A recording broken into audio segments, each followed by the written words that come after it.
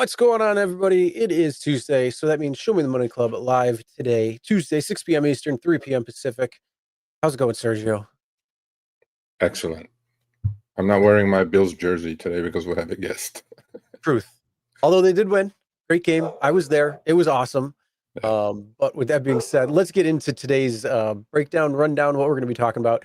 We do have a special guest, as Sergio had mentioned. We have Jean-Louis coming from FutureCard. Then we're going to be talking about the 2025 Halloween. Whew. What was going on there? I mean, if you didn't make money this weekend, I don't know if you should be driving anymore. Uber's bringing back active hour boost and flash incentives. I wonder why.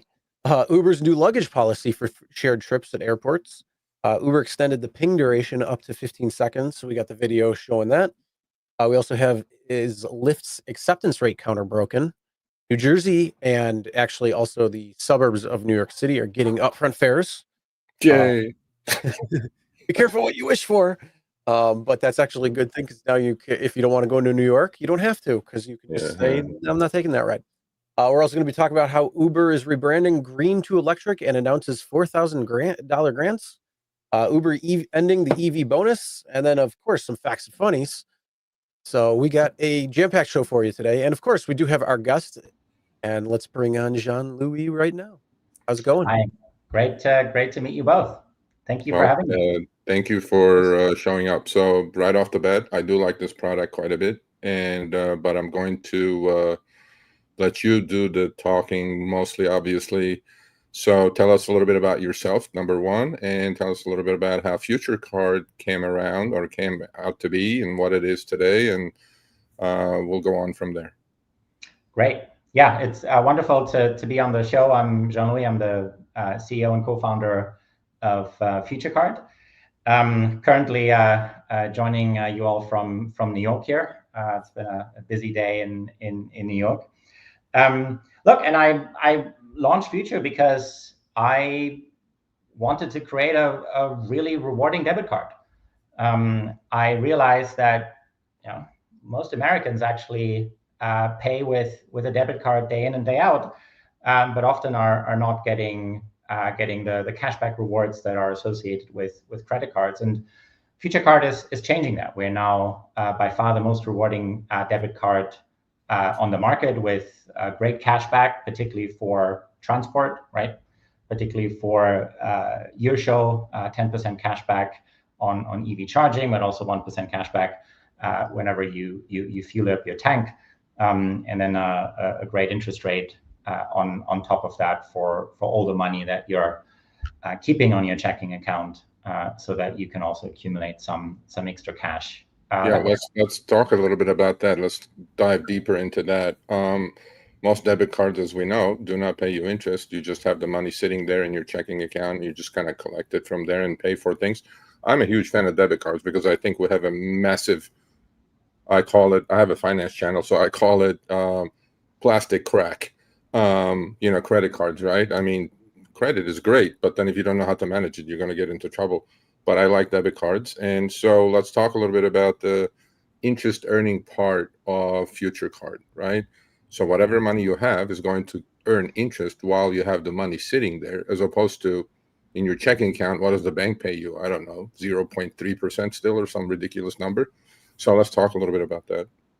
Yeah, and that's actually what we've seen. So today, subject to our terms and disclosures, we're offering 4.1% APY on any kind of money that you have sitting on the debit card in your future checking account at the end of the day, and that makes a ton of difference for our members. What we've actually realized as members were sharing more about their financial life with us is that folks are having a good chunk of money sitting just on their checking account, not collecting any interest, and are not necessarily moving it over to a savings account or like one of these high yield savings accounts. And we've seen a few folks, losing out of sometimes thousands and thousands of dollars. And so Future actually wanted to change that. And yeah, we now pay you interest on whatever is in your balance at the end of the day. and that makes a real difference in addition to the cashback that we're giving you on cash that you are spending. Yeah. So as you know, our 99% of our viewers are rideshare drivers, right? Mm-hmm. And there is a big push by the two companies, Uber and Lyft, in the industry towards electrification of the fleets completely. And there are some laws actually that are going to come into play pretty shortly. How does FutureCard benefit, let's say, a rideshare EV driver? Yeah, I mean, you get 10% cashback when you charge up, which I believe is still, to the best of my knowledge, the kind of leading cashback you get in the market.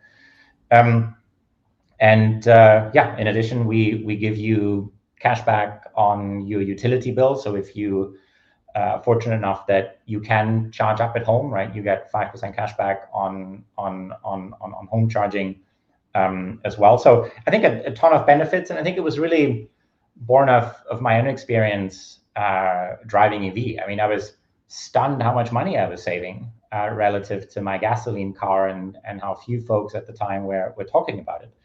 And so we decided to, just make that electric ride even sweeter by offering a ton of cashback every time you're charging up.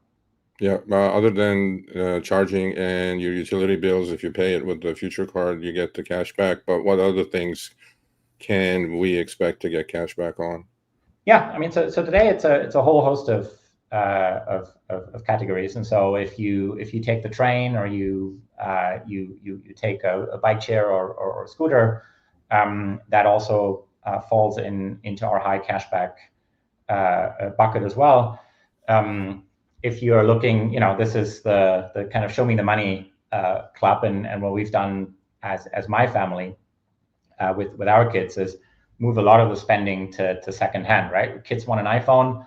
Guess what, right? It's not going to be the new Model 17 that sets you back well over $1,000, but we're going to get it at back market or some of the other reputable sites, and then we give you additional cash back on that as well. So Future is not just America's most rewarding debit card, but it's really an ecosystem that helps you find ways to boost your spending power, right? Without necessarily going deeper into debt. We'll constantly point out opportunities for you to stretch your dollars further. Yeah, your dollar just definitely go further without a question. And so Uber and both Lyft do offer debit cards. In order, let's say, if you do have one of those, you don't have to pay because a lot of drivers do cash out on a daily basis, right? Yeah. Because they need the cash, they need to manage cash flow or whatever it is that they're going to do. So I'm not sure if you know much about the Uber and Lyft debit cards, but then how does FutureCard differ from those debit cards? Yeah, I think I think what we found across most of our card members is that they're really using this as their everyday card for all sorts of spending, and the cashback really does add up, and it's really significant. And in addition, being able to just every night, whatever's in your account, right, you're earning interest on that, so your money really never sleeps, because I know I take a lot of rideshare, and it's a lot of hard work. I mean, it's long hours, it's a lot of driving, and we feel that whatever cash you have sitting in your balance should generate interest. And then if you want to move it off, right, we're not charging for that either, right? Whether you move it onto PayPal or Apple Cash or Cash App or your other bank account, all of those transactions are free for our members as well. Yeah, absolutely. And I obviously I know the product well, but what I kind of equate this to FutureCard's cash earning interest part of it is, let's say a lot of people have like Robinhood accounts, let's say, right? So if you're a gold member in Robinhood, you do earn cash for this cash sitting when you're not investing. I think that makes a big difference, in my opinion. I think that's what elevates FutureCard above the Uber Pro card or the Lyft debit card. There's no cash, obviously. I mean, there's cash back with them as well, but then there's no interest earning possibilities. So how long has FutureCard been around, by the way? Yeah, we launched actually here in New York. We kind of kicked off just over 3 years ago. Okay. Yeah, I mean, it's been no pun intended. I mean, it's been a wonderful ride thus far, and I think a lot of our members just feel that paying with a card that doesn't give them the rewards just doesn't make sense. But they don't necessarily want to get a flashy credit card because the points can be nice, but then if you end up carrying a balance, you're paying a fair amount of interest on a monthly basis. And so yeah, I think it's a product that really has our members in mind first and foremost. So it's easy to sign up. There are no monthly fees on FutureCard. And we're constantly sharing opportunities with you to just make more of your money. Yeah, and they can obviously, like any other ATM card or debit card, they can use it at different ATMs, correct? Correct. Yeah, you can make withdrawals. We FutureCard doesn't charge for that. Okay. Doesn't charge for that either. Yeah, we send you a free card, or you can connect it to your Google Wallet or your Apple Wallet. Yeah. Couple other questions that come to mind is, the interesting thing about debit cards, which most people don't, I think, understand, is that it doesn't slow you down from spending, but I think a lot of people frivolously spend in this country, right? And they go, I'll just pay for it later. And in fact, you may know this, buy now, pay later companies have flourished, right? And you buy something and you're paying, but then you miss, God forbid, you miss a payment, right? You just get up to 30, 40, 50% interest rate. And with a debit card, you don't have those problems. There were a couple of questions, not questions, but there were a couple of comments. And one question I highlighted. Chris, can you put the first one up? So our Marco says, I have a good amount dollars sitting in my bank account right now. It would be great if I could earn interest. So what would you say to this gentleman or lady? Well, I mean, that's exactly why we designed FutureCard the way we do, right? Like, again, whatever sits on your account at the end of the day, you earn interest on, and you don't have to kind of move it into a special account, right? I think that's the other piece. Sometimes those high yield accounts actually want you to lock your money in. And sometimes, particularly when cash flow is a little tight, like you want to be able to use the money when you need it. You don't necessarily want to lock it up. And with Future, it all stays on your checking account, and so you can use it if you want to. And if you don't use it, you'll still get interest at the same time. Yeah, the second one as well. Paying my water bill gives me how much cash back? Does this depend on the city or state you're in? By the way, is FutureCard in all states, approved in all states? Yeah. Okay. Available all across the US. And yeah, if you pay your water bill right now, you get 5% cash back on that as well. That's amazing. And the water, we know what has happened to water and power bills. This has gone through the roof. In California, I mean, it tripled probably the last 5 years. Couple of other questions that come to my mind is, and then I'll give you the floor to close the segment, is so FutureCard is not a bank, I'm assuming, obviously, right? So you work with a bank that issues through it. And how about the FDIC safety net, let's say? It's FDIC insured up to $250,000 through our sponsor bank, Piermont Bank. And which bank are you using, by the way? Piermont Bank, right here in New York. Okay. So are there any new additions, let's say, or any new things that are coming down the pipe for FutureCard? Are you expanding into different things as we go along? Yeah, what I'm personally, again, like ultimately, FutureCard is all about helping you boost your spending power without going into debt. And so what I'm really excited about, which we just launched, are spending insights, right? So you can connect all of your accounts, and then we show you where the money goes and like how much are you spending on groceries, how much are you spending on eating out, which in my case I've seen it's actually adding up, right? You get a Starbucks coffee, or you grab lunch outside quickly, and you don't realize how that actually adds up over a month and over a year.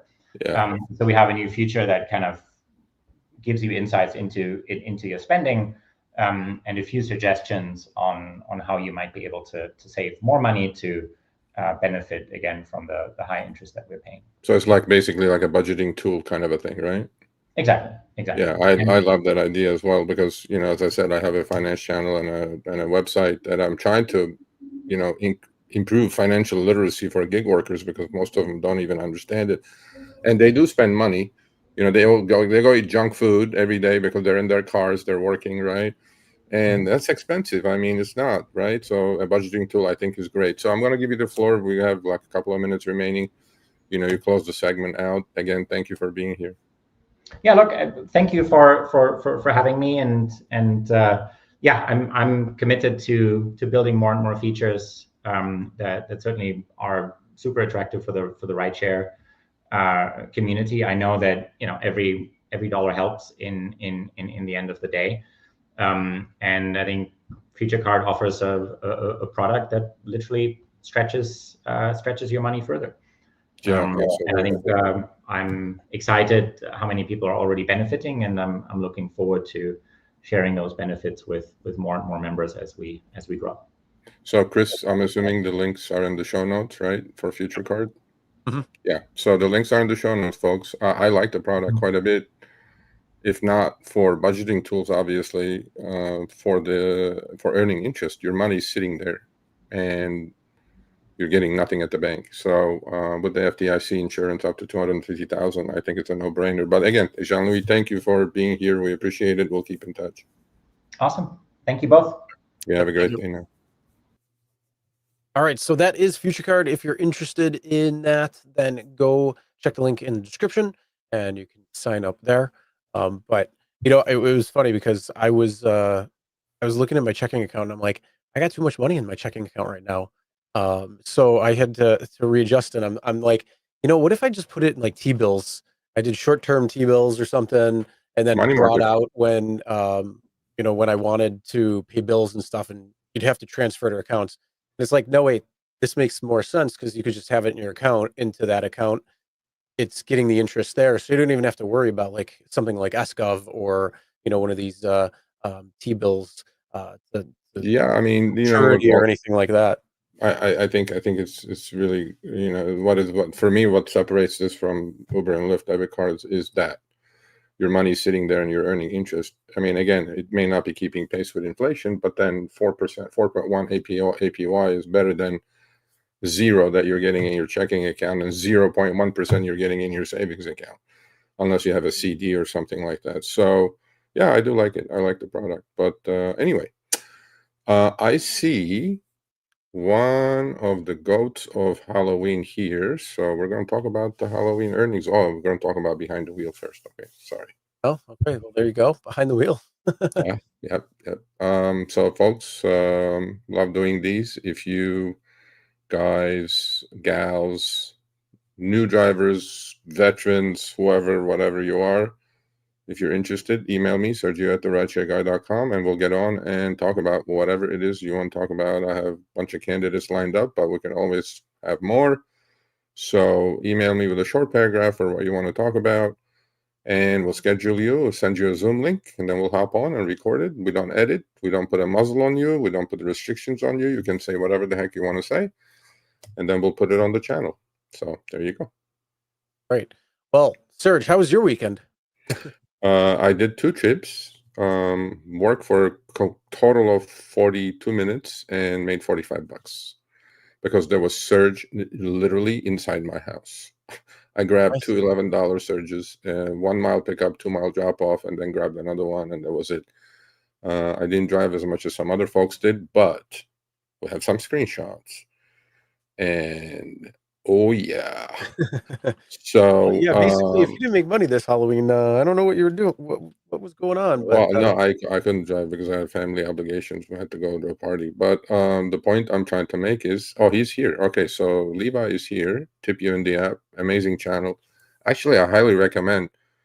He put up a video yesterday. I watched it. It was about Halloween. So there was a very interesting video, Chris.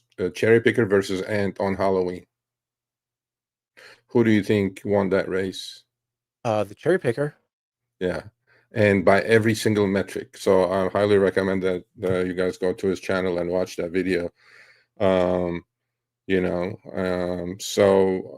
one on the left, actually, is Levi's Halloween. What do you say, Chris? Looks pretty good to me. About $100 active hour. I think it could be better. I think he could do better. Actually, he could have done better because he said some. So actually, it's in the video. I don't want to give it away. Go watch the video. But he set some parameters for himself. What's a cherry? And there were times that I was sitting in the car declining trips because it didn't fit, but then it wasn't surging. It wasn't the right time. So he probably would have broken 1K probably if he did a few trips when it was not.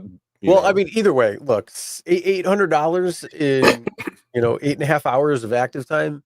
Damn good. Yeah. I mean, yes, it was $1,525 for your total time, but still $800 in a day. You can't go wrong with that. No, that's fantastic numbers, and he knows what he's doing, obviously. And he drives in Syracuse in a college town.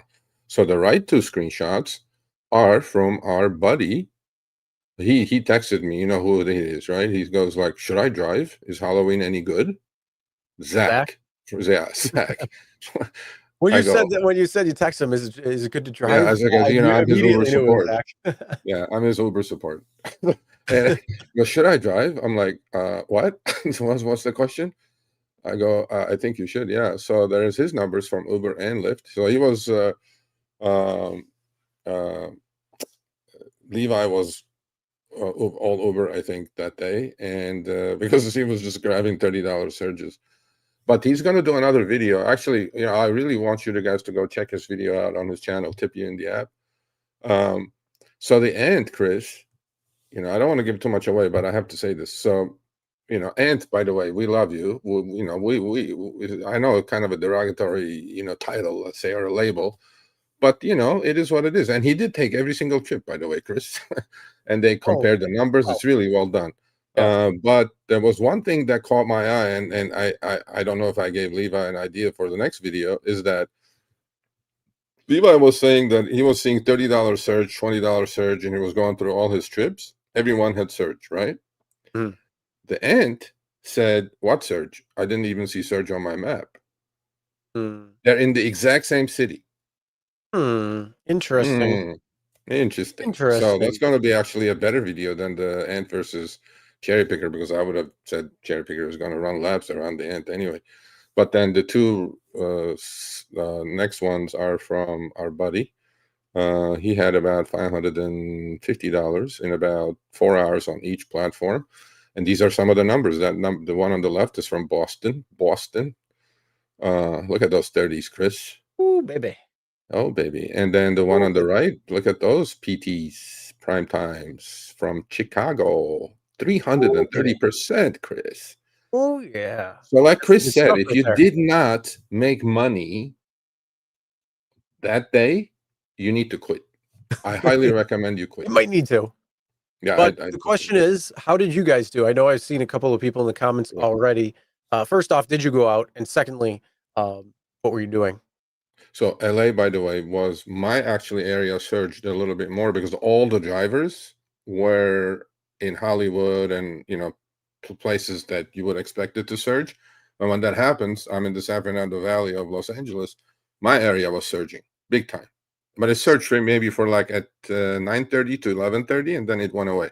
But in those 2 hours, there were no cars, by the way. I screenshotted a lot of the requests I was getting, like 8 minutes away, 10 minutes away. There were no cars. And then I put it on my passenger app to see if there were cars. There were no cars. I was the only car.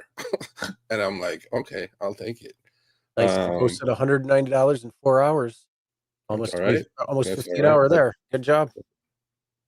Yeah. And see, there you go. Look at what Adam says. Look at what he says. Yes, I followed yours and other rideshare guide tips, and they paid off. Damn right, sir. Damn right. It's like we were talking about. So there are about 5 to 8 days. 28 on average. Nice in Charlotte. Yeah, it was good. It was definitely good.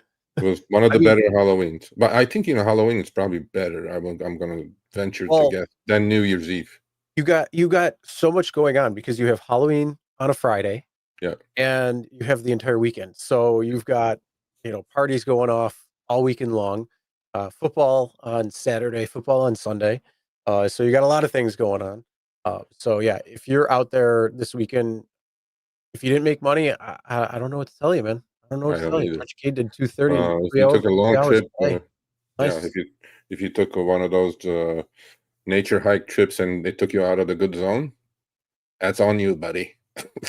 You shouldn't have Well, done it. if you have upfront fares, which most people do, Yeah, the pickup and drop off. So yeah, that's on you if you took a ride that hiked you all the way out somewhere that you didn't want to be. yeah, for sure. So yeah, it was one of the better Halloweens. And then great job, folks. I got some other numbers from other drivers. We have these like 5, 6, 8 times a year, these special days, and you got to hit it hard. Yep. You got, because that makes all the whole your year literally. Like if you have $1,000 day, I mean, imagine, Chris, what $1,000, $800,000 days are weeks usually for certain drivers, right? Mhm. I mean, you gotta hit it hard. You gotta hit it hard. So Yep.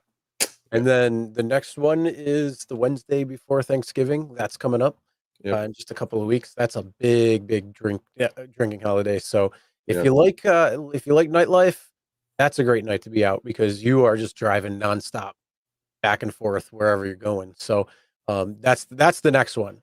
yeah, Clearly, this time of the year, as things start ramping up, when it comes to holidays, when it comes to parties, when it comes to everything going on, yes, you can definitely make a lot more money out there. So it's just a matter of paying attention to what's going on around your area and planning and positioning and having the patience. yeah, absolutely. The 3 P's rule: patience, Oh, position, and planning. You got to not do it. only that, let's be real. There's a lot of accounts that are not able to drive anymore.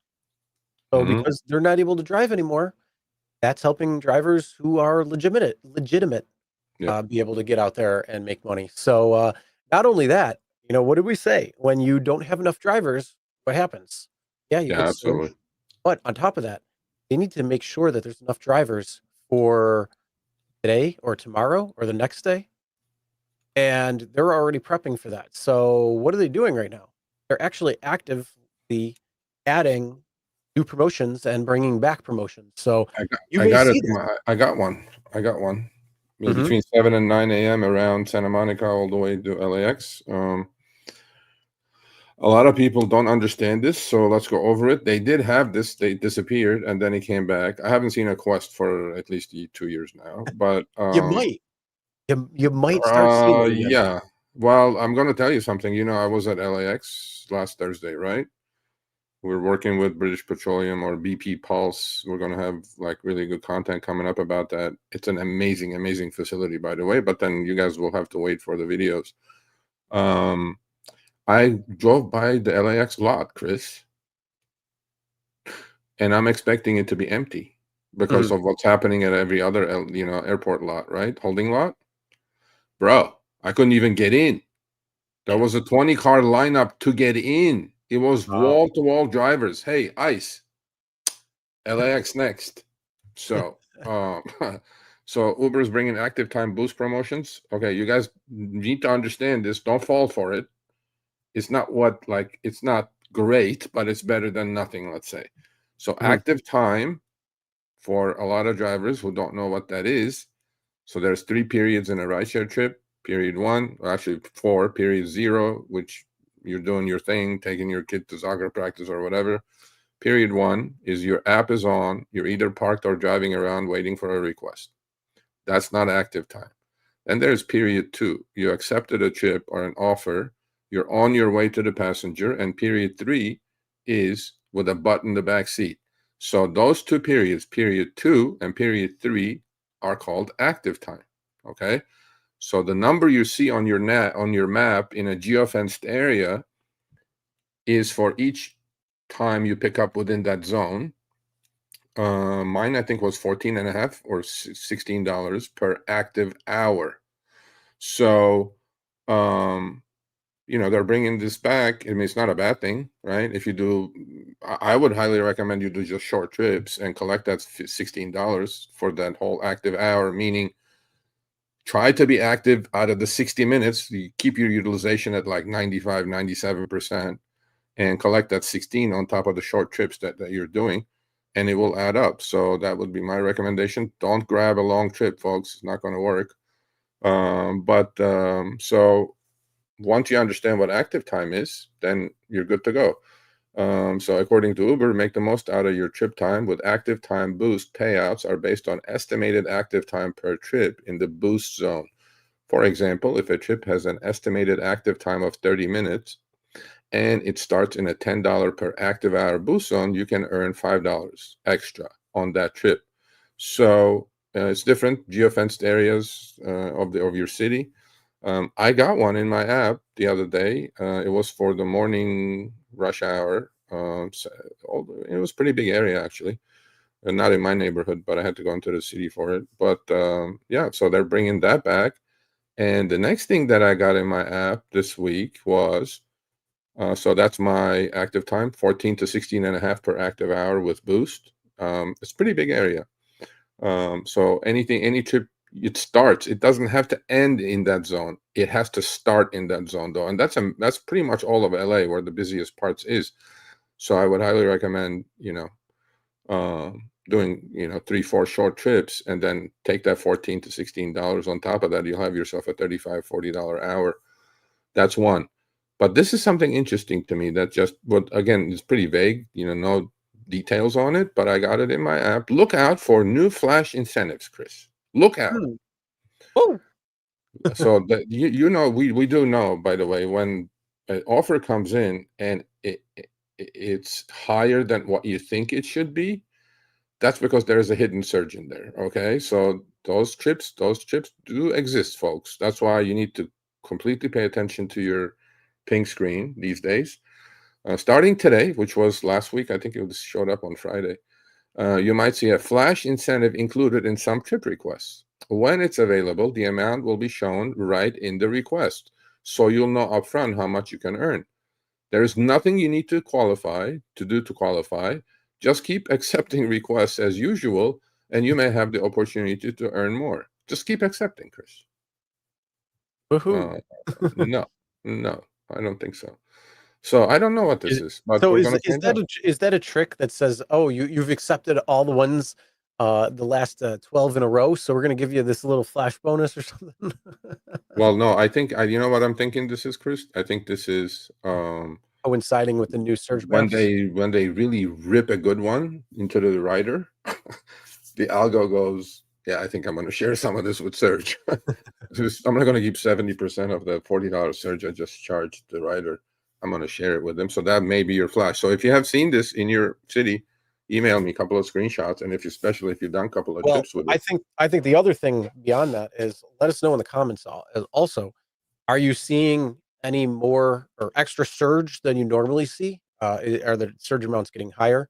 Also, are you seeing any of these active Boost Plus or turbos or different types of bonuses that are coming on? Or are there any challenges, requests, anything going on for the week or the couple of days within the week? Are you actually seeing anything?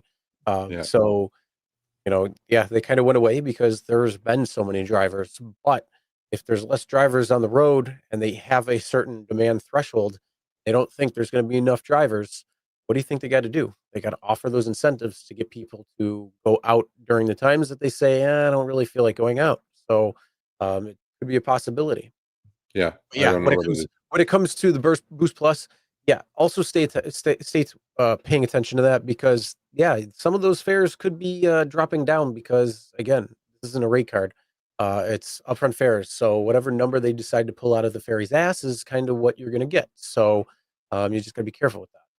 Yeah, absolutely. 100%. I mean, you really look, we talk about that, on the spot shaving or whatever we call it, right? The shaving goes on. If there's surge involved, base fare is going to go down. We know it is. Not to the point that it eliminates it, but we've also shown some negative base trips, Chris. But that's the wonders Yeah, of but the new algorithm. honestly, we haven't seen that in how long? I mean, we've seen negative base if you have a baseline. Like, let's say your baseline is at a $10 for that particular fare, but then all of a sudden it comes in at like $6 because there's a $4.50 some sort of bonus on it. Yeah. So instead of getting $10, you're getting $10.50. I mean, yes, we've seen that, but I mean, we haven't seen those negative base trips where it actually shows like 0 or negative like 112 or something for about a year. So either people aren't checking or they actually got that under control. Yeah, 100%. And but again and again and again.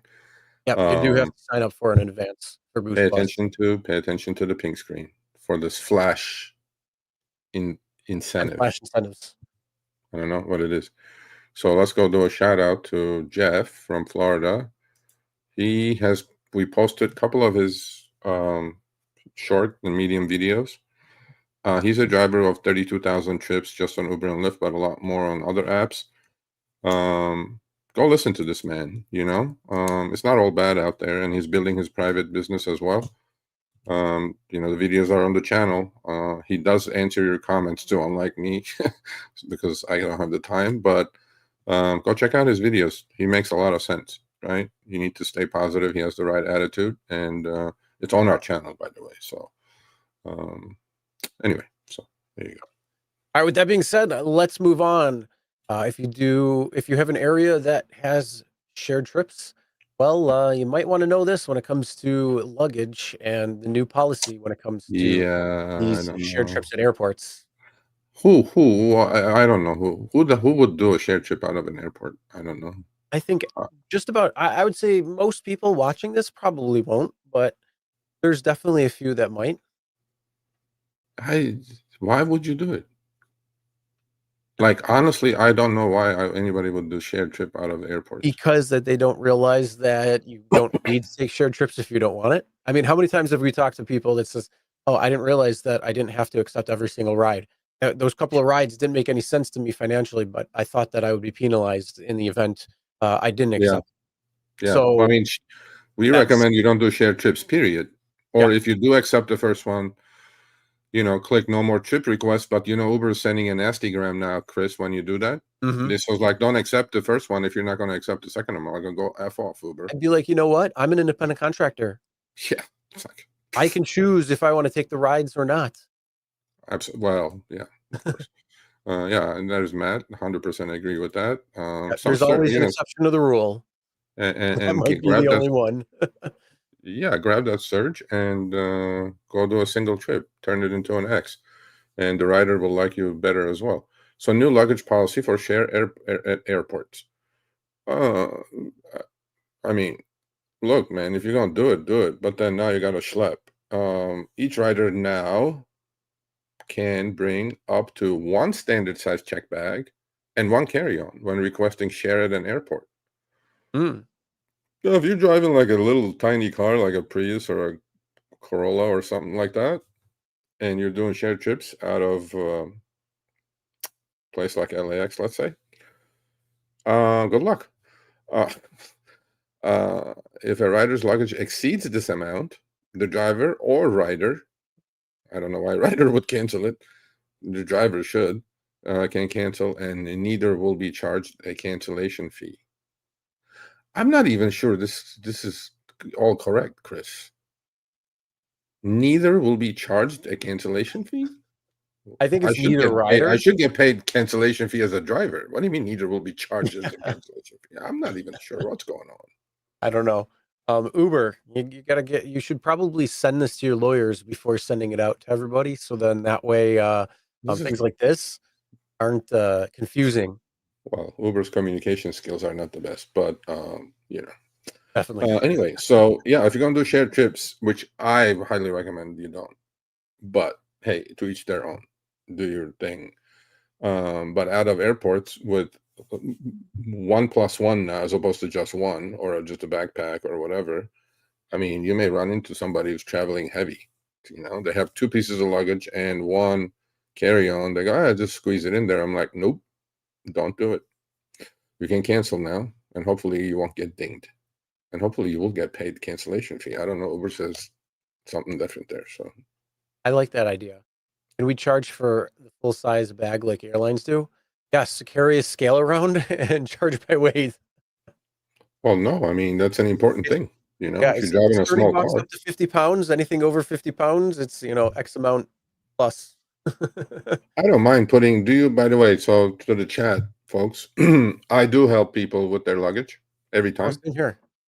Same here. I don't want them scratching up my car. That's the main reason, but also it's good service, and you're definitely going to get more tips Well, if you do help somebody.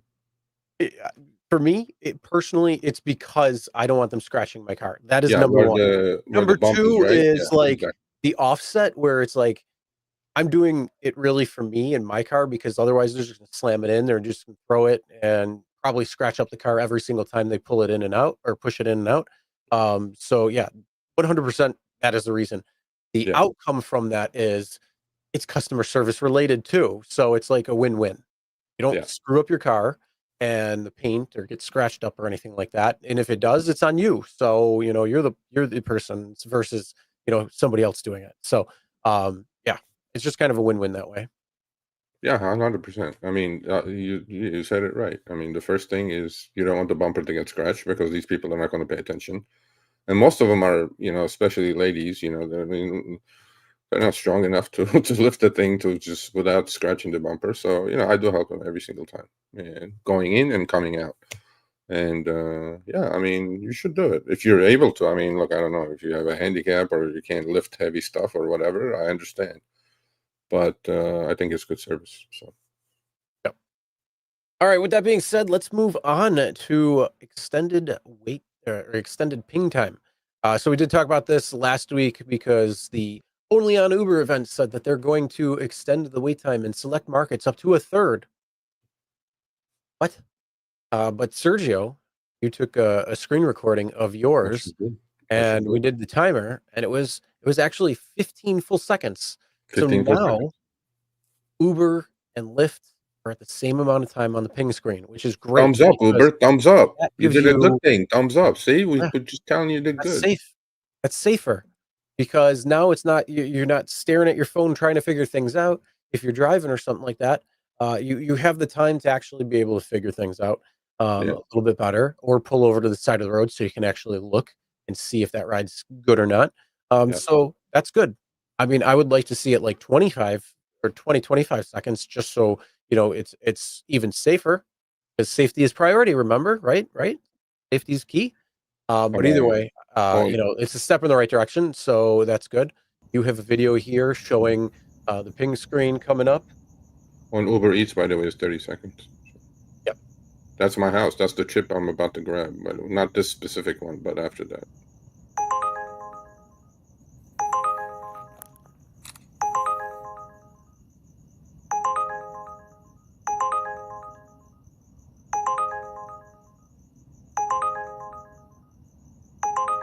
So look at that. Wonderful. 15 full seconds. Seriously, 15 full seconds. There's that like little slider that goes down, right? That ends, and then the ping keeps going. The sound keeps Mhm. going. That would have been a good trip if I was not going to a party. I would have taken that. It was taking me to a busy area. Did you 45 tap the X on that, or did that just show up for the time and then get off? Because I'm wondering, Trip Radar is doing the same thing. No, Trip Radar doesn't have a timer. It gets snapped up anyway. But there'll be another ping coming up, and yeah, no, 15 seconds is good. There it is. Always take screenshots, folks. Always.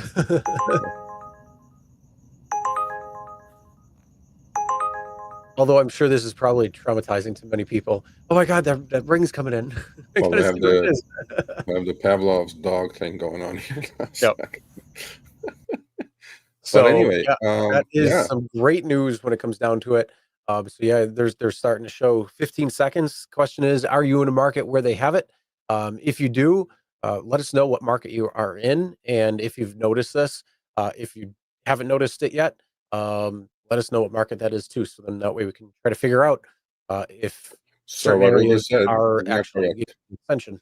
What Uber said is not correct. It's not up to a third. It's up to 50%. Now watch them cut it to a third now, Chris. Yeah. You know, it will happen, right? That's just what's going to happen. Well, I mean, come on, Uber PR. I think you should be on that a little bit better. I mean, that is public relations. That's kind of the job to be able to I don't think talk they know. with.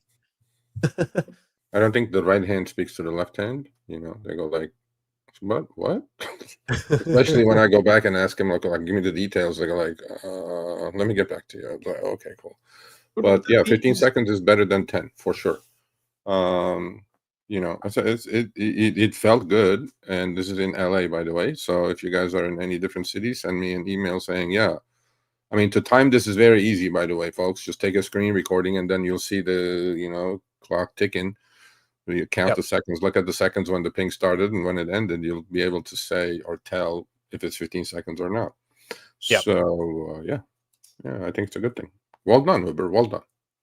Yeah, that is definitely a very good and very smart thing to do. I appreciate it. I'm sure a lot of other people appreciate it too. But let's move on. Let's talk about Lyft. Is their acceptance rate counter broke? Okay, this is our Matt from Boston has run into the situation with Lyft. I don't want to talk about his case because it's different, obviously. So I got this email knowing Matt's situation, because he was trying to achieve a certain thing, and then he had to accept trips, and he accepted trips that I was like, you cannot be serious. You could just to push your acceptance rate to a level, right? Anyhow, so it says, greetings, Sergio. Frederick here. A past guest on Behind the Wheel. Thank you, Frederick. See? He keeps in touch. For the last couple of weeks, I have been tracking my acceptance rate and noticed that I have been at 90% for a week now with no change. This is common, folks. Just tonight, for example, before contacting support, I had accepted 17 rides in a row, still with no change. Does that math add up, Chris? I don't think so. Unless you declined all 17 that is getting kicked out, which is very unlikely, I'm thinking. You know what I mean? Because, by the way, Lyft acceptance rate is out of the last 100, folks. I asked the Lyft support how many rides I have declined of the last 100 offered, and I was told only 5. Well, you took 17 in a row, should have gone up. And that gave me an acceptance rate of 90%? No. I'm not a math expert, but how does that add up? It doesn't, Frederick. The Lyft agent did use slightly rounding error, edge case. Okay. No, they're just the Lyft agent did use slightly different terminology, though. We're going to get into that, and Chris is going to do one of his voiceovers, I'm sure. I asked about rides declined, and he told me I had only 5 canceled rides. Lyft. Well, canceled and not accepted rides are 2 different things. Go tell that to the agent. And and of course, I wasn't able to get any other information regarding it after that. Thought it would be a good info for you and your team. Hope you had fun and festive Halloween. We did. I sent a screenshot last night about my acceptance rate hocus pocus from Lyft. I received more information after further poking and prodding of Lyft support. I included more screenshots for your information. I'm not an English major either, so he's not a math major or an English major, but it's obvious they use the translator because the English is quite bad. Not sure if you're interested in this. Well, obviously we are. We're putting it up. And so this is the support messaging that he got, Chris. Thank you for calling Auto Insurance Services. This is Jackson. How can I help you? There he goes. Jackson. What's happening, Jackson? This is Fico. No, I'm sorry. This is Shahad from Lyft Driver Support. Yeah. How are you doing today? I'll be more than happy to assist you. And so he says, I'm concerned about my acceptance rate. How many rides have I declined from the last 100 offered? I understand that you are concerned about your acceptance rate, and I really understand how important this is to you. Please allow me a few minutes to hold while I check this for you. Thank you so much for your patience. I've reviewed your recent activity, and out of your last 100 ride requests, only 5 were canceled. That gives you an acceptance rate of 90%, which is a solid performance. Great job. We have a standoff. I don't know how that adds up to 90%. Chance our team look into this, give you best experience. Was I able to address all your concerns on this chat? Is there anything else I may help you with before I end this chat? Okay, thank you. It appears that Lyft is not being transparent with this information. The accepted rate is being tracked and calculated somehow by the system. This should be easily accessible, so there is no question. I understand, but please do not worry. We take your feedback seriously and work on it to give you good experience on our platform. And then this is the Thank last you for one he trusting got. and being with us from long. He says, why don't I see the cancellations then on my, report, right? On the app. If I cancel, let's say, right, there'll be ride canceled. You know what I'm saying? Because this agent saying, I see 5 cancellations. Well, Lyft, like Chris said, cancellations and declining trips are not the same thing. So we need to train this AI agent a little bit better. If it's an AI agent, I don't know. Now that may produce a new wrinkle into the acceptance rate, though. The acceptance rate may now include cancellation rate as well. Okay. Versus what you've accepted. Because I'm pretty sure actually the verbiage does say of the rides that you take, which means that acceptance rate would include those that came to you, you didn't accept. And then on top of that, if you canceled, it would also be into that because you didn't complete the ride.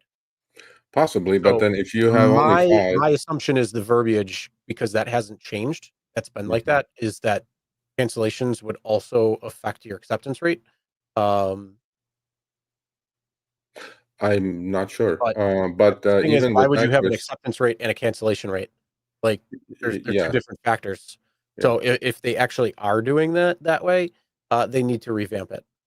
yeah, they need to. I mean, look, they need to say that to the driver. Cancellations are declined trips. Let's say, accept canceled. That's a declined trip. Yep. Lyft should say that. Number one. Number two, again, the math still doesn't add up. If you're at 90%, you accept 17 in a row. No, because here's the thing. Again, it's on it's on a rolling 100. So Yeah, it's first if in, that first out. person, but here's the thing. If they had 17, but they went 17 rides prior to that from that 100, without dropping one off, it wouldn't change. You know what I'm saying? So like, No, if you had, let's say, a couple of rides come in where you cancel or where you decline them, let's say 5 rides came in a row and you decline them, that's going to take 100 more rides for them to come off, or 100 more things for them to roll off.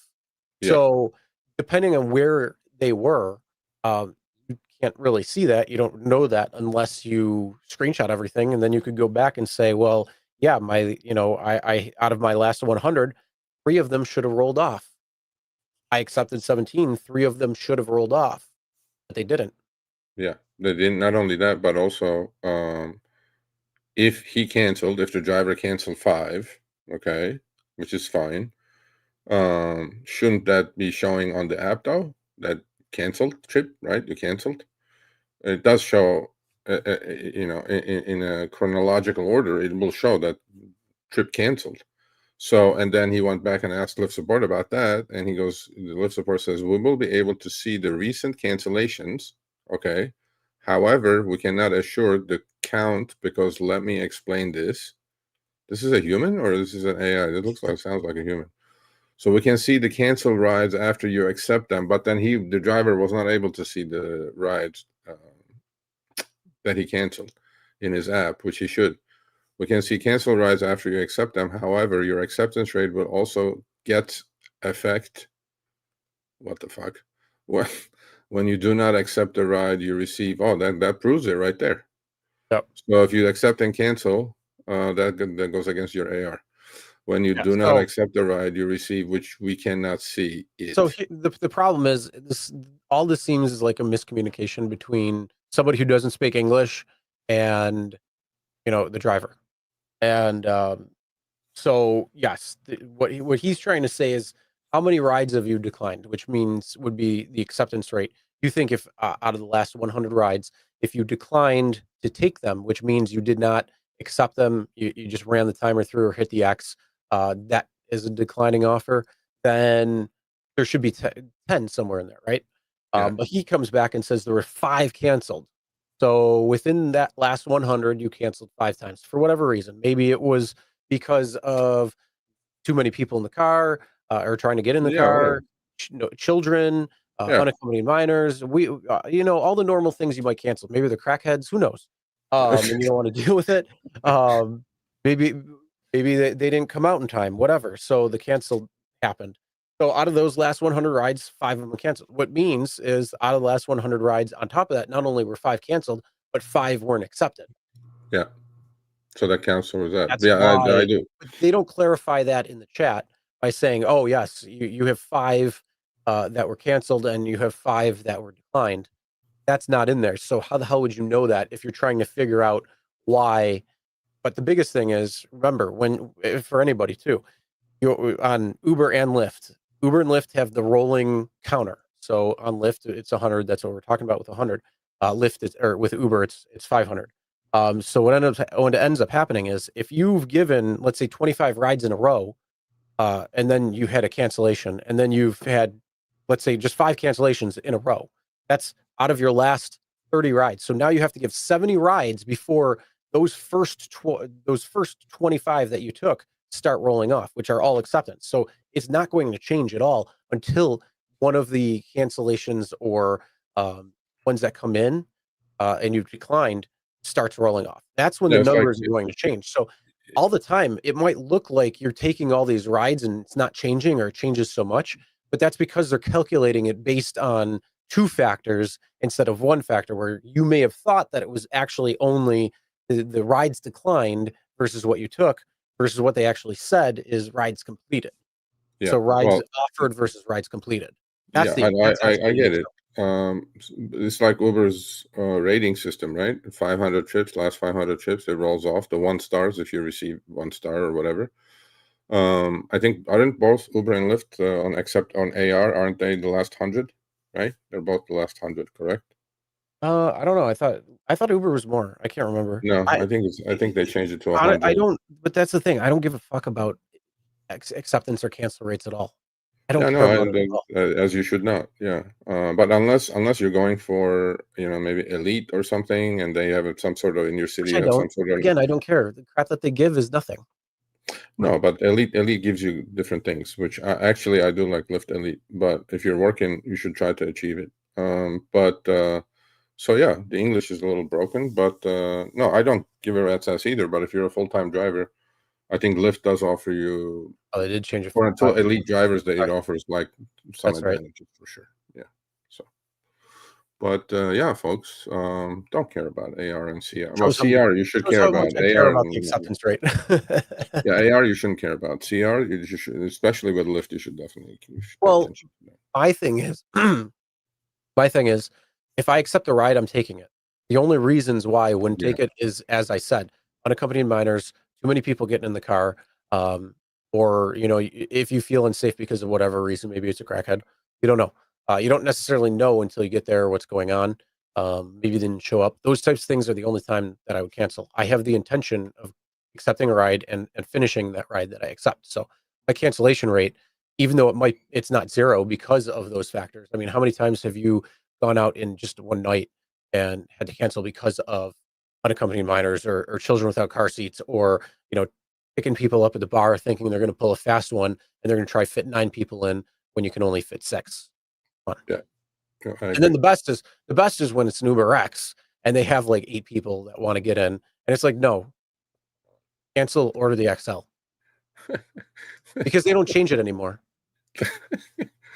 Like a spokesperson said they're helping CPU members as Cherry Pickers United achieve their goal of 0 AR. Because some people wear that as a badge of honor.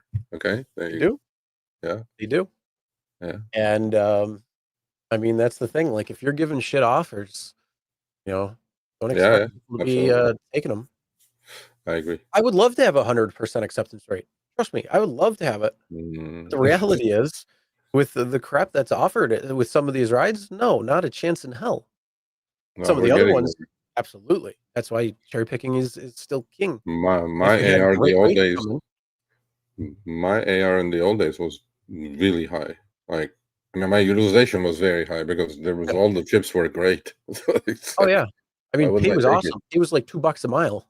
Yeah, well, minimum, especially with the percentage surge. I mean, oh my god, like shooting fish in a barrel. It was the X. Like Lyft was always prime time, so that Lyft was PT. but Uber had the X, so you'd have like 1.1x or 2.4x or 5x, and it's like, oh, I love those I think rides. my max, I think is 6x and I remember the trip. It was from Sunset to LAX. Nice. I think it paid, and I long miled it, 405, 105, because we had the rate card. I think I got paid like $160 for that. Nice. I was like, yeah, sure, thumbs up.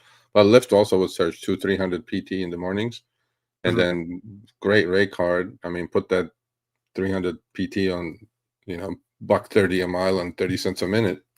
You're going places. So yeah, good old days. Good old days. Those were the great old days. What are you talking about? Yeah, Not amazing. good. Great. Absolutely amazing. Yeah. It's like Anyway, Halloween brought that back, right? The what? I said it's like Halloween brought that back. To a certain degree, yeah.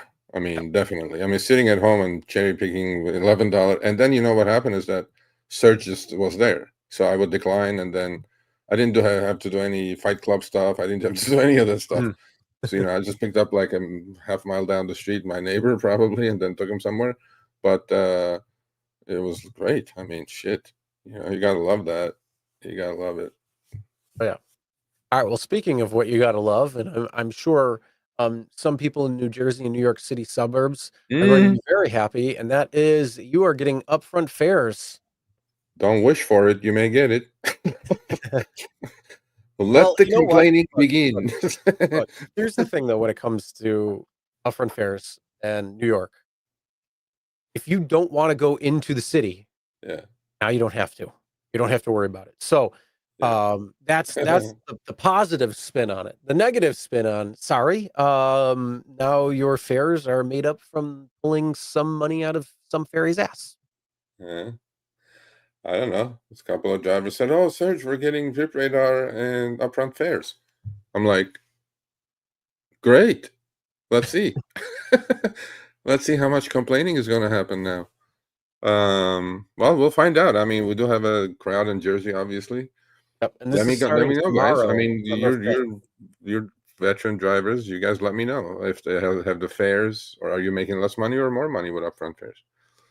The general consensus is that with upfront fares, drivers started earning less money starting a couple of years ago. So let's see how this is going to be in Jersey and some of the other areas.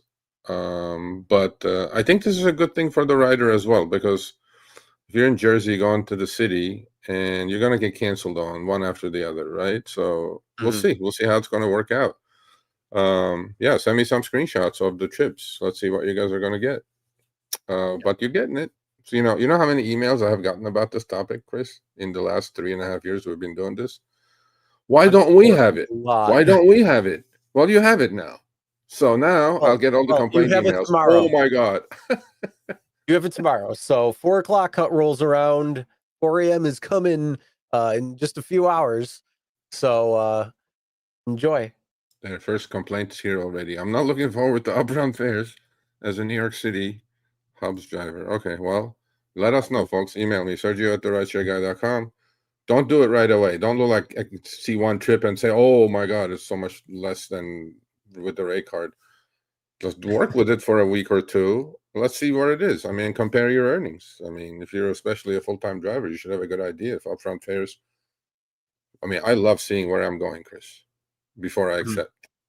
I think that's great. But then it should not come at the cost of no. In fact, the fare should have been higher because this came out in 22. Oh, yeah. So go 22, 23, 24, 25. What has happened also in 20, 21, 22, 23, 24, 25? Oh, that's right. Inflation. So inflation goes up, pay goes down. There's a problem there.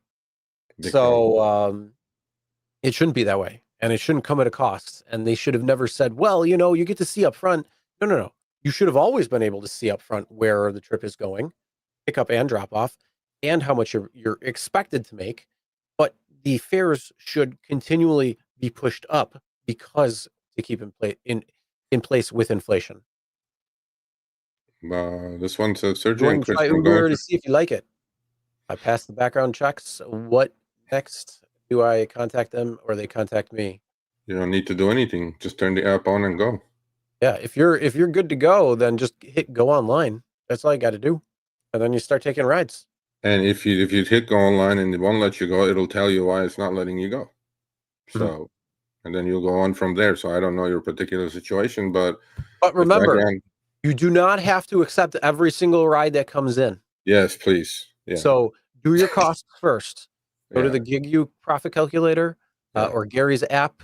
He's got the calculator as well too, to figure out what it is that your costs are associated with driving for your vehicle, and go from there. Because then that way it's going to tell you what rides are coming to you that are profitable versus what are not.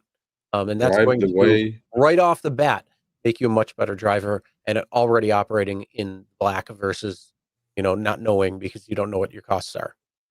Yeah. Not only that, drive the way you want to drive. Do not drive the way they want you to drive. That's the key. They want you to accept pretty much everything.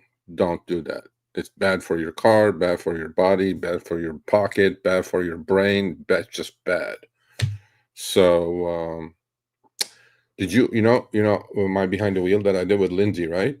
Which bombed, which is shocking to me, but typical. Here's you go.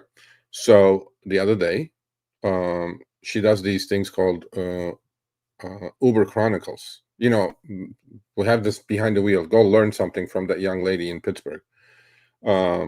She does 2-3 hours of Uber driving and then stacks Bitcoin, right?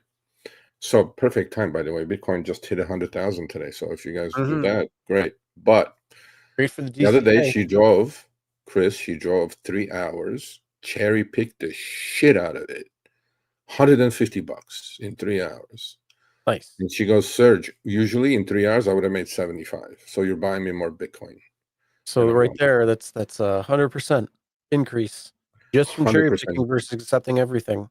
100%. And she was accepting everything before. She'll be like, I thought I had to accept everything. I'm like, no. Oh, but anyway, good on you, Lindsay. They don't tell you that there's a reason why there is no training from Uber and Lyft, because they want to be in the driver's seat, not you. But the reality is you're in the driver's seat. And if you know the tips and the tricks that you should be understanding, the costs associated with driving, it's going to make you a much more informed driver. You're going to get out there, you're going to make more money.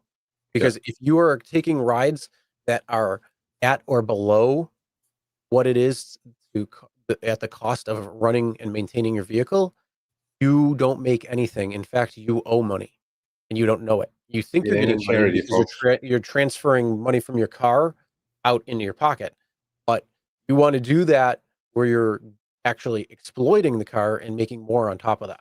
That's the whole point. If you're not, then not for you. It's not a charity, folks. It's not public service. So figure it out. All right. Now, with that being said, let's move on and talk about, look at that. Uber is rebranding green to electric. Yeah, they did. Uber Green is gone. Now it's Uber Electric. I don't know how this push is going to go, because the next topic, you know how it is with Uber, right? They give you something and then they take it away. They give it to you and then they take it away on the next breath. So Uber rebrands green as electric, offers U.S. drivers $4,000 grant. It's a grant. We're going to explain it in a minute, to switch to EVs. Uber Technologies said on Wednesday it's rebranding its Uber Green service as Uber Electric and launching a $4,000 grant program for drivers as part of the ride-hailing giant's push towards zero-emission rides by 2040 now. It used to be 2030. Now it's 2040. The new grants, branded Go Electric, will provide eligible drivers $4,000 to buy a new or used EV in states including California, New York, Colorado, and Massachusetts. The $4,000, Chris, happens to be, by the way, the EV credit that you got if you bought a used EV, the government credit. So Uber thought, okay, we're going to replace that 4,000 with this 4,000. On a new car, it was 7,500, the federal tax credit. The program could be crucial to meet Uber's climate targets and competitiveness in the green mobility race, as it can be combined with other discounts and state-level incentives, potentially slashing thousands more of sticker prices. A $7,500 federal tax credit for new electric vehicle purchases introduced during President Joe Biden's term expired last month. Earlier this year, Uber shifted its Uber Green service in the US to an all-electric model. Uber Green used to include hybrids and things, as you guys know. Moving away from the mix of hybrids and fully electric vehicles, Uber said more than 200,000 EVs are now on its platform globally. That is dog shit. That's nothing out of, what is it, 6 million drivers. 8 million drivers globally? Is it now? I thought it was 6 million. No, it's 8. It's 8. Earnings came out this morning. I listened to the call. Uber So stock went down like 10%. Uber said they had regulatory and legal bills they had to pay, and that's why the earnings were not up to par. Although gross bookings were a new all-time high, Uber One users new all-time high. Everything was number-wise, everything was great, but the market didn't like it. Anyway, so this is the way it's going to work for the 4,000 folks. I have this from Uber. You didn't put it up, but I'm going to tell you guys what you need to do. That's all we got. Well, no, I know, but I'm going to tell him what Uber told me, because I said, well, I told him, I go, like, this 4,000 is great. Like, do we have any restrictions? Do we have any other, you know how Uber is. They go, let's look into it, get back to you. So they got back to me.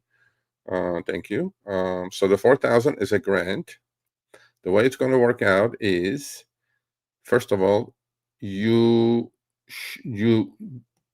could not have had another EV on the Uber platform. It has to be your first EV on the Uber platform. So you're not going to get that if you work with an EV on the Uber Green platform before with your EV, and now you're going to go upgrade or buy another one or whatever. You're not allowed. That's one. Two, you have to be Uber Pro Diamond to get the 4,000 grant, Chris. Okay. So if you're blue, you want to go buy a car with a 4,000 grant, you ain't getting it. You have to be diamond to get it. And number three, within the first 30 days, you have to do 100 trips with that EV that you registered. That's when you get the $4,000 grant. So it eliminates blue, gold, platinum. You have to be diamond to get the 4K. There you go. Well, all I know is, first off, great for moving the goalposts back, because nobody's buying them. Clearly, 200,000 EVs out of 8 million drivers. Hats off, Uber. Good job. You're really rolling in those EVs. Secondly, let's be real. EVs are not going to change a goddamn thing. Why do we pretend that they are? Oh, they're clean. They're green. Yeah, well, you know what? As energy prices are going up and charging is going to cost more, guess what? Me to fill up my car is going to be a lot less still, because I paid $2.57 a gallon for the last 6 months. And as electric prices are continuing to rise, because we have data centers that we have to pay for, that, guess what? We're paying for it. They're not. They're getting all these great incentives to come and have their data centers in our backyards. Who's footing that bill? The taxpayer. You, I, everybody else. So let's be real there. On top of that, our electric system is dog shit. I mean, California already has rolling brownouts because they can't keep up with the pace of electricity that's consumed versus what's on demand. Why do you think there's rolling brownouts to begin with? So the reality of this is, oh yeah, we're going to go to all electric. New York wants to do all electric housing. So you have to have electric heat, electric appliances. So you need a 200 amp panel. And then on top of it, you have to pay for the electric. Most likely you're going to need to have 2 heat pumps just to keep up with the heating your house in the middle of winter, when I could go and get natural gas a much cheaper rate on all fronts. And let's pretend that electricity is the end all be all. It's not. Electric cars are not the end all be all. Anybody who thinks that, you're fooling yourself. It's absolutely ridiculous. And I find this whole thing just bullshit, and trying to get people, oh yeah, let's move electric. No, I want people, I want to see nuclear reactors come back. I want to see fission come soon, because that's where things are. Solar is a joke. Wind is a joke. You can only do solar, luckily, at certain times of the day when the sun's up. Wind, you need wind. If there's no wind, you don't make power. I mean, it would be great to have that. Electricity is not the end all be all when it comes to it. It's part of something, but so is natural gas, so is nuclear, and some of these other technologies that they have. It has to roll together. It can't be all put all our chips on one, because if you put all your chips on one, it's just going to break, especially with our crumbling electric infrastructure. Yeah, no, I mean, I agree with that, with all of that. But plus, why the U.S. is running out of electricity is all these AI data centers that they're building, right? For the billions and billions of billions and hundreds of billions of dollars, they all need electricity, and we don't have it. Our grid is under extreme pressure. But so read the small print, folks, okay? Because Uber told me go read our blog, and I said, of course, I read the blog already. You don't put the details. I go, is there any restrictions? That's when they came back with, you have to be diamond, you have to do 100 trips in the first 30 days after you register the car, and you have to be a first-time buyer of EVs to get the 4,000 grant. So there's a lot of hurdles to jump through. I mean, just the diamond part will eliminate a bunch of folks, I'm pretty sure. But I am working actually, Chris, with the CPUC. They have an amazing program in California that's coming out. You literally, no joke, I mean, you literally can buy an EV for like 10 grand now. And they're going to come out with their grant. And if you're going in the market for an EV, just wait, just hold off, because I was in the meeting last month, CPUC and CalStart. It's an amazing, absolutely amazing program for rideshare drivers. It's like kicks Uber's grant thing to, like, it literally kicks it in the nuts big time. Well, let's be real. It was never intended to actually be anything. They wanted to always make it something more for optics than anything. Yeah, no, I know. But anyway, so read the small print. Don't go jump on it just till you see the 4,000 and then you go, oh yeah, I want my 4,000. I'm like, it's not free. Anyway, so as typical Uber is, they give you something, and then what they do? Take it away. Just take it away. So at the same time they announced this, Chris. Well, that's not an announcement. This was expiring. So, folks, for all of you who drive EVs, I have a little bad news. I think in LA or in California, Boston is different. A few other places, different numbers. But let's go with what I have here: 200 trips in 30 days for $210 extra. So all this started, Chris. Remember the dollar EV credit per trip, right? Yep, up to $4,000. Yep, up to 4,000, and so per they got year. busted. They got That was busted per year, though, right? No, that was longer than a year. That was longer. No. Than a year. It was $1 a trip, up to 4,000 in a year, and then it would reset the following year. But then they changed it. Yeah, they did. And then they changed it again, and then they changed it again, and now they're saying nope, too bad. Now it's phasing out. But then we busted them with the EV shaving, right? And a bunch of drivers got shit ton of money. That cost Uber a ton of money. But the point in this is November 3rd. Well, today's the 4th. It ended already. So the zero emission incentive is expiring. Sorry to see it go. I mean, so what's the now? Okay, so let's say 200 trips, $210 is something, right? $1 a trip, let's say. But it's an all or nothing thing. If you get stuck at 199, or if you go 185 and then something happens to your car, you can't do it. You just did 185 trips for nothing. It's it went to all or nothing after $1 a trip. So they announced at the same time they announced Uber Electric with the 4,000 grand for diamond drivers. Now they're going like, okay, we're going to let this expire. Why would they do that? I mean, if I'm going to buy an EV, how do you think they're going to get the $4,000? I don't know. Well, if I'm going to buy an EV, I want some sort of bonus or incentive for me to go get an EV. Plain and simple. I ain't getting a goddamn EV. No way. Okay. No thanks. I'll pass. I'm not telling you, but there are a lot of people who do. I met a lot of drivers actually last Thursday. The one thing I like about EV, I mean, you get into some of these Tesla plaid models. Holy shit! Like you're 0 to like 100 in a millisecond. I mean, they're fast. Don't get me wrong. They're fun. They're sleek, but in the reality of the situation, it would be one of the things where. I have a car that I don't drive in the winter. I drive when it's fun. That would be kind of one of those cars too. It would be something to drive in fun, not every day. at least in my opinion. And yeah, No, I'm no, I agree with I'm you. just not a fan. Like the No, cost I associated get with it. I them, get it. But the look, a lot of strain that drivers they're going did to put on switch. the electric grid on top of every freaking thing else. It's like these people want to make more problems and never want to make solutions. And everybody who jumped on that train got psyoped because of that. It's all because either a money transfer or because they want to make more problems that they can fund for something else down the road. Because they're like, oh yeah, we can do this, and then all of a sudden it's like, well, the bill's going to come due one day, and there's not going to be enough power to power everything you think you're going to be able to power. No, I get that. So No, I get all what you're saying. I'm just saying that, but Matt just put up that it's not ending in Massachusetts until 12/2. So check in your apps. I don't know what city this well, gentleman was oh, from. you get a whole nother month. There you go.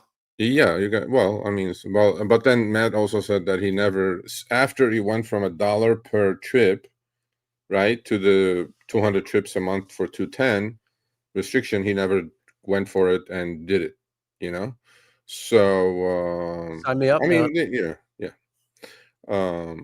Yeah, in LA, yeah, it's not 2.5 a gallon, it's 5. That's correct. But that's LA. Okay. Yeah, I mean, look, this stuff is I don't see the purpose of pushing EVs and taking the incentives away. Because some drivers, look, they like EVs, buy EVs, For and then them, it's all $200 a month is $200 a month. I mean, I yeah, but don't know. see, here's It's the like, thing. For them, it's all why would you optics. take it away? For them, again, it's all optics.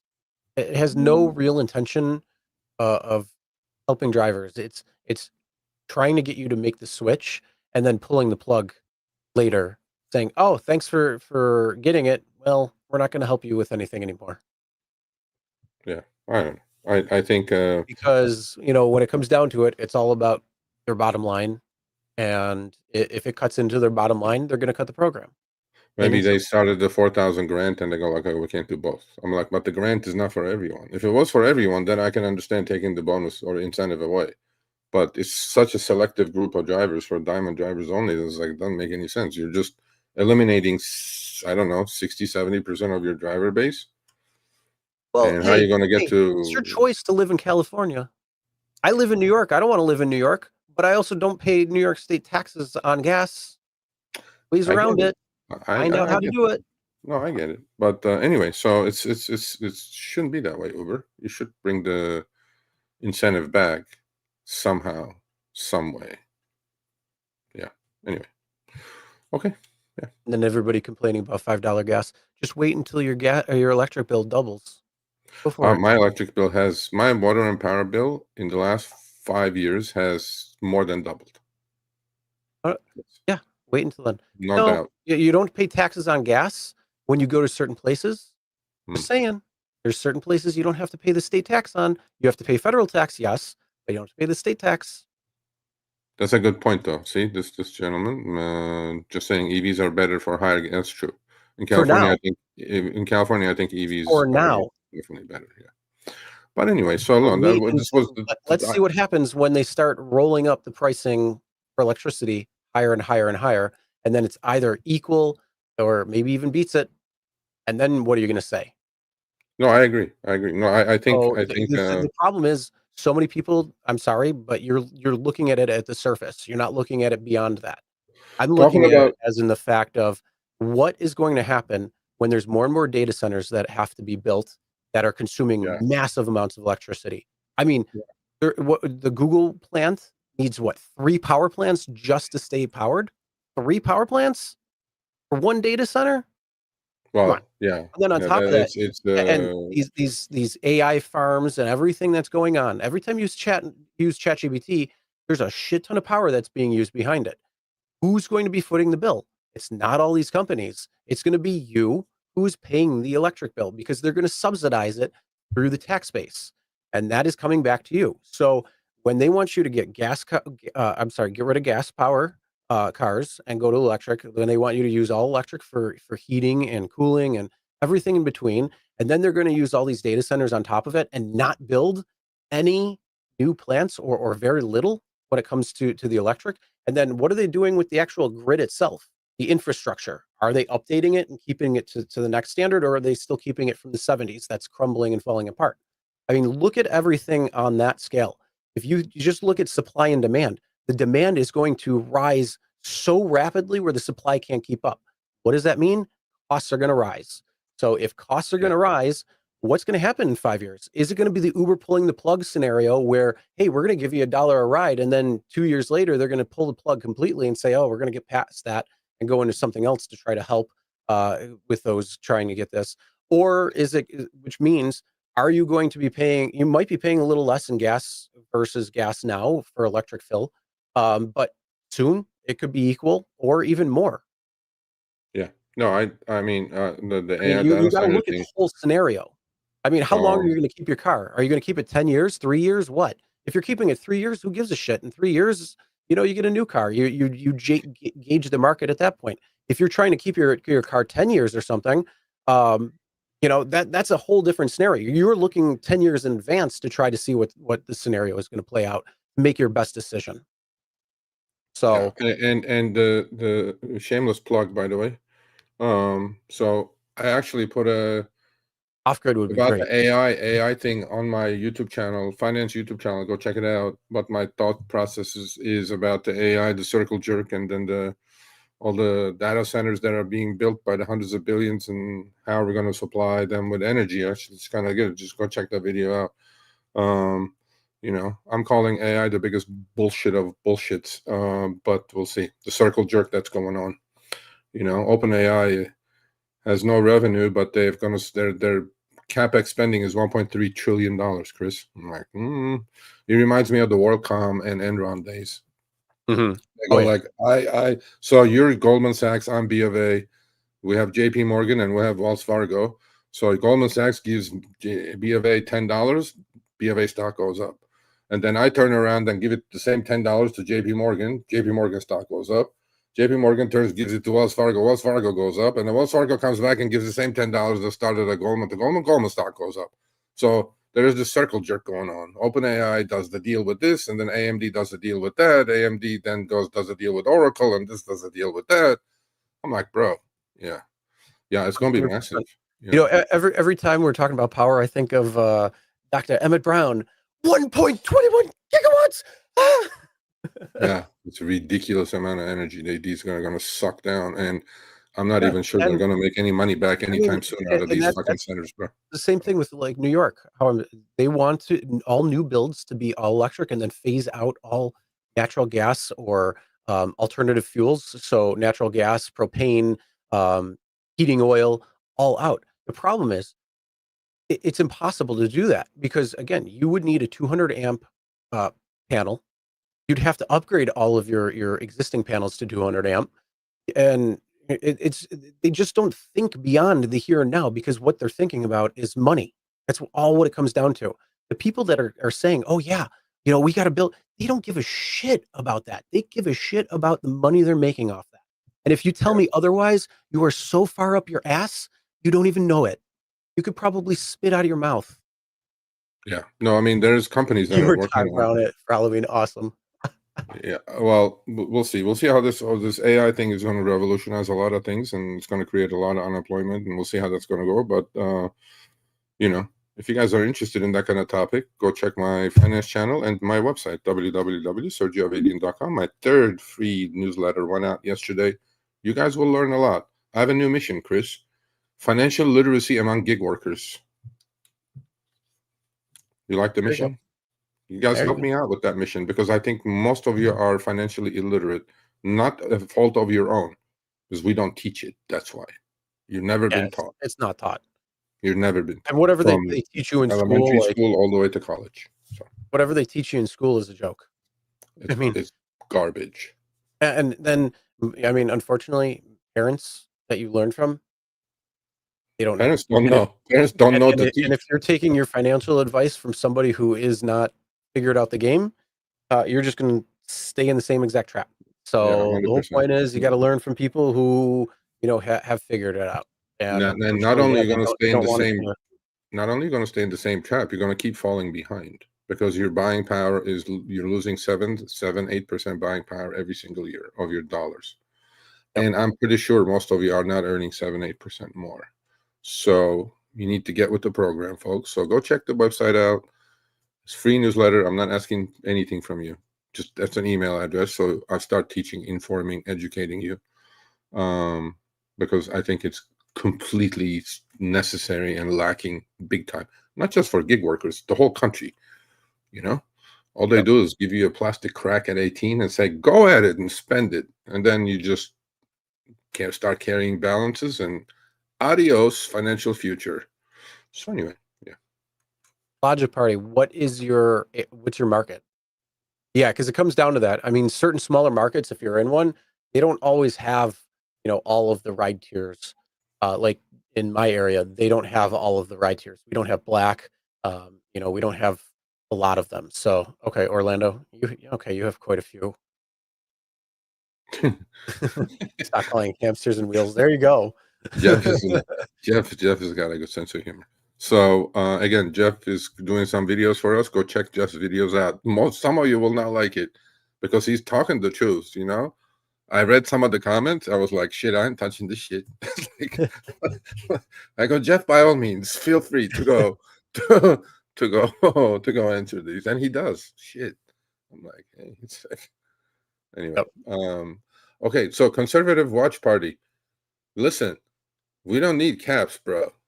Seriously, I'm not sure why if you're even at the right place with all that. But well, I think it's because what we're talking about with. Oh yeah, but no, he's been capping the comments like from the get go. So you don't need comments, man. We see them. Yeah. What does that mean? I mean, I yelling? understand, Is that what I mean?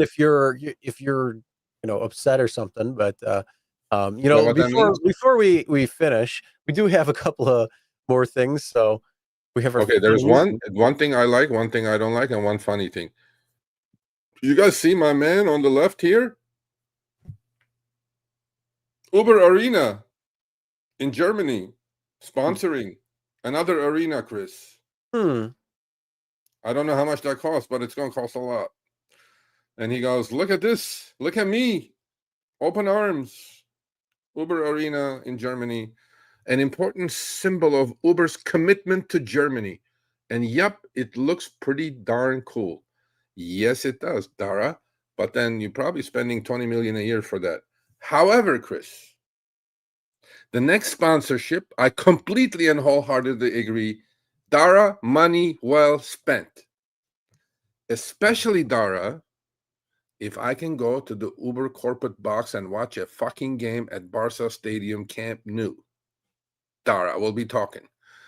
Barcelona, my team of forever, signs new sponsorship deal with Uber, additional financial gains. We're going to have a Uber patch on our jerseys. And look at that, Blaugrana. There's our colors with Uber. Good one, Dara. That one is a good one, Dara. The one on the left is garbage. But the one with Barca, my hat's off to you. I approve this message. Hey. Hala Madrid, I'll boot you off the fucking cat, bro. Oh, come on. Anyway, hey, if I got to deal with GC fans, although they're a little butthurt right now, so yeah. Well, actually, Madrid beat. All I know is I was at the game on Sunday, which was awesome, and it was fun because right before the end of the half, Kelsey walks down the tunnel and everybody's booing him walking by, and he's like, "Oh," trying to take it, but yeah, that was fun. No, you didn't. That was a good game too. It was all the way to the end, bro. All the way to the last. Oh my god, yeah. Seconds. Yeah. Oh my god, yeah.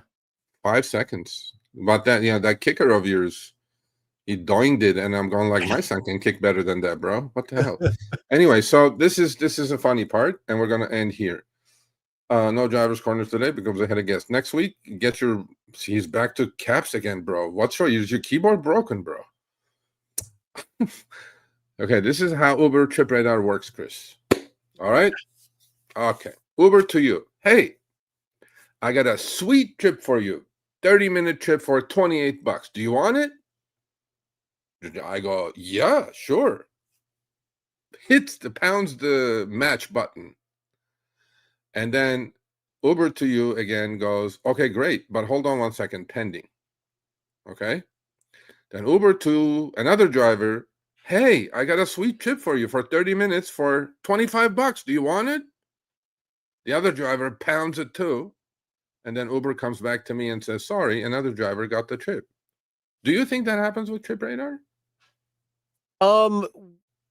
Sort of. I mean, we kind of proved all the time. how it did it, because they will send Trip Radar to, the 15, 20 drivers that are around there, and then they'll send one request right to a driver, because we've seen that when we had our MPU thing. So we did see that.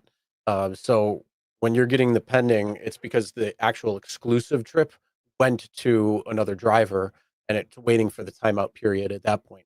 Once it times out, that's why it'll say pending. And if that driver accepts it or not, then that's how that happens. So if nobody accepts it, it just keeps going round and round like a big robin. But the problem is, yes, Well- we've seen the costs go down. So do they do it at the same time? I don't know. I think because they do send out the trip radars to about 15, 20 drivers at once, and then one exclusive to one of the drivers out of that group. Chances are it's probably going out at the same or very close to the same. Because when we did our tests, it was actually really within margin of error. They really tightened it up. Whether they continued tightening it up, I don't know. So I don't think that's exactly what they're doing when it comes to that. It's possible though. I would put it on the side of probably not though. Well, we can talk after the show. But Trip Radar is definitely an auction. I can say that much without giving up too much. I mean, we showed the screenshots last week with Buddha. Yeah, where it went from Buddhas, 29 to 23 or something. Yeah, exactly. And then it kept going lower and lower. It's a reverse auction, folks. Don't worry about it. It just pound it as fast as you can, and maybe you get lucky. But anyway, so Barca forever. Uber, great job sponsoring Barca. I can't wait until the Uber patch shows up on our jersey. I may even buy a jersey with the Uber patch. Uber did something really good back, a few years ago. They haven't done it in a long time. I think they need to redo it, but they did a Christmas like family party at the Buffalo Fieldhouse. So where the Bills go and practice next to the stadium. They had a big party there. So that was a lot of fun. Okay. Well, but they haven't done that. Were you invited? Yeah. Yeah. I was there. Yeah, of course. Oh. I went. All right. They had some pretty good food and good times. You could bring your family. There were other drivers there. So I mean, they did it was like a driver appreciation thing, and I got to say, it was pretty cool. No, I'm sure. But our deadline's coming up too, by the way. So was it 11th? Deadline for what? Oh, okay. Yeah, sure. 11th? Yeah. I think so. Okay. Anyway, folks, so that's the show. We appreciate you showing up. Please stay healthy. Please go sign up to my newsletter on my website. It's under my name or my YouTube channel. You will learn a lot. You will get out of this rat race. In fact, in my members group, Chris, there's two drivers who quit driving completely. They're all trading now. Wow. They completely quit driving. They go like, Serge, I can't thank you enough. I go, you damn fucking right. Kick that shit. There you go. Nice. Yeah. Anyway, what else is going on? Anything else? We got anything else going on? We have a guest next week. I'm looking forward to that guest. And we have a guest week after that. So I'm looking for our next two shows. We're not going to tell you who they are, but should be good. I think we got to tease at least next week so people know. Oh, should we? Okay. You guys, actually, this may be good for some of you that want to move up from X or whatever and make a shit ton more money. The CEO of Feti is going to be here, and I like the company quite a bit. Actually, that's the company that Mark Cuban invested in. So, yeah. I'm a guest? No, you're not. Is it Dara? No, Dara will never come on. Dara decided F Serge, F Chris, Not happening. We can't even get the doorman at Uber now. Uber, just give us like a little fish or something. Let's start somewhere, you know?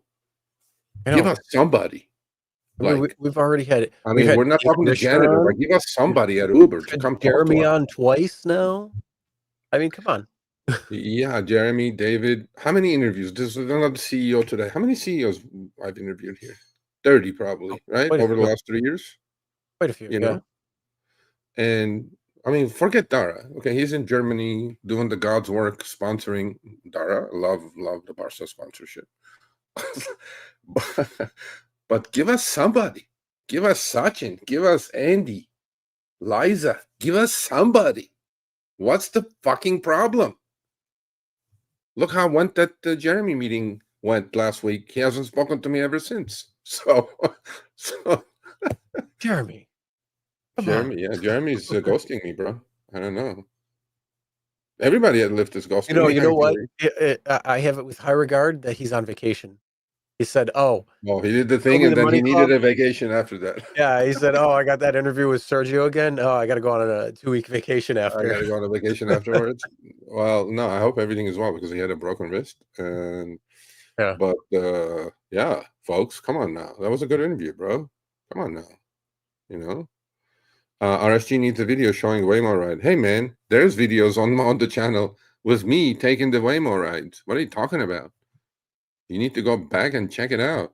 Do a search under the channel. Please, yeah, go check it out. And this was like maybe a year ago. They have improved since then. I actually took one. All right, man, 2 weeks- go. Let's talk 2 in weeks 5 years. 5 years, 10 years. Let's see what's 2 going weeks on. ago, I took one. Even from a year ago, they have improved, Chris.